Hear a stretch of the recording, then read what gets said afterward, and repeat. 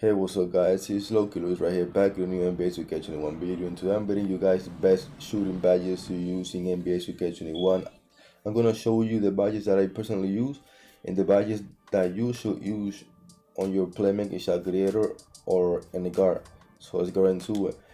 Right now I'm using Hall of Fame catch and shoot, the Green Machine, Hustle Hunter, and Rush Standard, and I'm using Balance Shooter on gold. For me, catch and shoot is a must badge to have.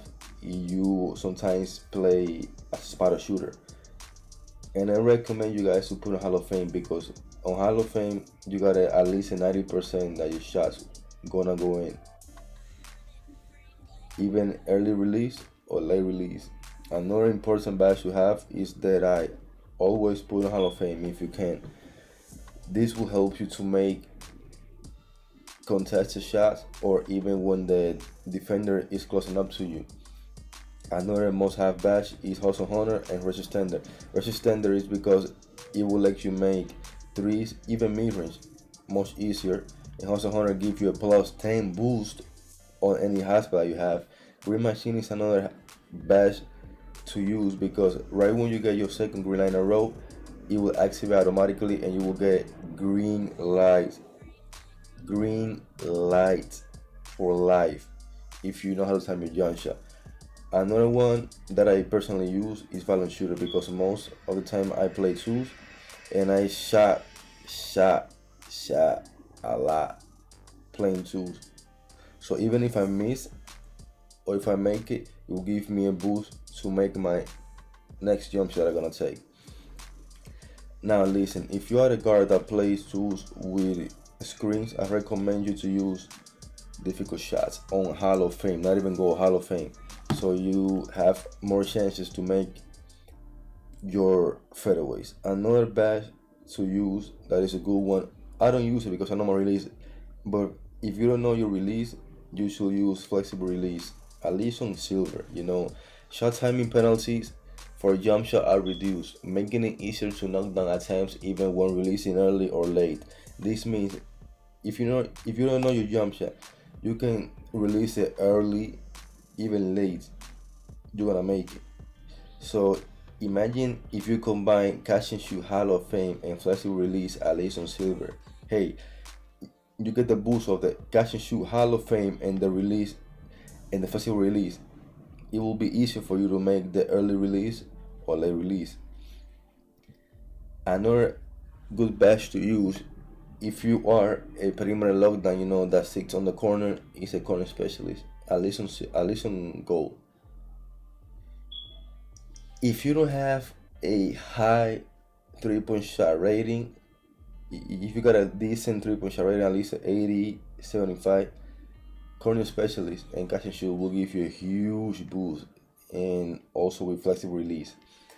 Another badge that people use but I don't personally use is clutch shooter. Increase ability to knock down shots in clutch moment. People say that in the park this badge activates after 10 points, 11 points, in the game. And sometimes it activates when the game is 18, 17, but I barely use, but if you want to use it and be more confident in the clutch moments at the park, rec, pro-am, you should put clutch shooter. People use on Hall of Fame sometimes, but if I will use it, I put at least on goal, to have that little extra boost, you know what I mean? And this badge right here, talent shooter, is a good badge if you are a dribble, let's say a dribble guy, people that dribble, a lot, and you don't want to have your shot meter, when you try to have your shot meter way too small, you can put talent shooter at least on silver. And a steady shooter is a badge that I don't use. People use it, but I don't use it because it said reduce the penalty for contested shot and bonus for open shots, right? But here it says shots attempted that are contested receive less of a penalty. Okay, that's good. However, shots attempts that are open do not receive as much of a bonus. So this is actually kind of tricky. So you're telling me if I shoot it wide open, I won't get that many boosts, for my shot. So that means that this badge, when I'm wide open, it doesn't have too many effects on my jump shot, and I can miss it with this badge activated. I don't know, but I don't use it. And the other badge, I don't know if you hot start.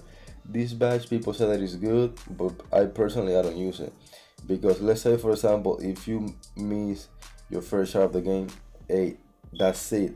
You have at least three upgrades, that you can put it on some some badges because if you miss your first shot or any shot in the game, that's it. That hot start badge is not working no more.